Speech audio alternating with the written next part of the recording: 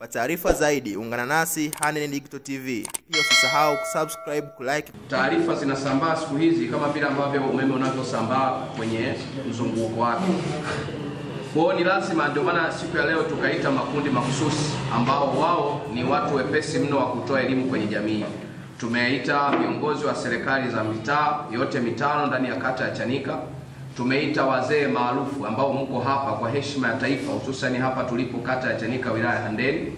Lakini tumeita makundi ya watu wenye mahitaji maalum, lakini vile vile wakina mama. Lakini pia tumewaita viongozi wa dini zote, pande wa Kristo na Waislamu. Nimemwona mchungaji yuko pale kwa niaba ya kanisa la Anglican na ndio kwa niaba ya Kristo wote katika kata yetu ya Chanika. Lakini hatujawasahau pia viongozi wenye dhamana wa vyama vya siasa ambao wao ndio wenye jukumu kubwa haswa katika kukaa sana na vijana kwenye maeneo mbalimbali. Tunaona viongozi wa Chama cha Mapinduzi wako hapa, lakini na viongozi wa vyama vingine. Sisi kama jeshi la polisi, kazi yetu ni kuhakikisha amani na utulivu. Hiyo kwenye kifungu cha 5 cha sheria ya jeshi la polisi. Lakini kazi hii ya kuleta amani kwenye maeneo yetu sio ya kwetu sisi polisi peke yetu, ni jukumu la kila mmoja. Kwa hiyo ndio maana hata sisi tumekuwa tunazunguka kwenye masoko, tunazunguka stendi kuongea na maafisa wa usafirishaji, tunaongea na wananchi masokoni, maana ndio wengi na sehemu yote yenye mkusanyiko, tunasisitiza amani. Lakini leo sasa imekuwa jambo jema, tumekuja hapa tumekuta sasa kuna kamati ya amani ya kata, kwa hiyo imekuwa vizuri. Sasa tumeongezeka, tumekuwa wengi. Toka awali, enzi ya mababu zetu na mabibi zetu, tulikuwa tunaishi kwa amani mpaka hivi leo tumefikia hapa. Hatukuwa na mambo ya ushawishi wa aina yoyote.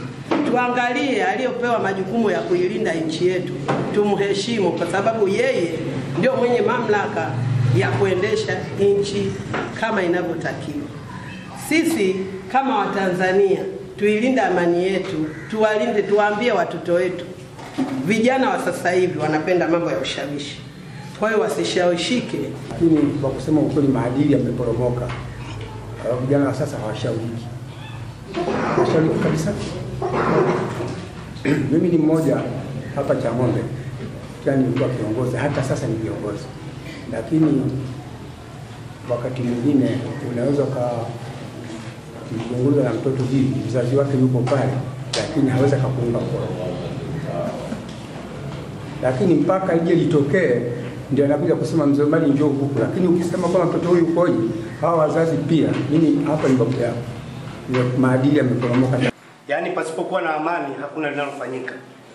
Pasipokuwa na amani hatuwezi kwenda kanisani. Pasipokuwa na amani hatuwezi kwenda msikitini.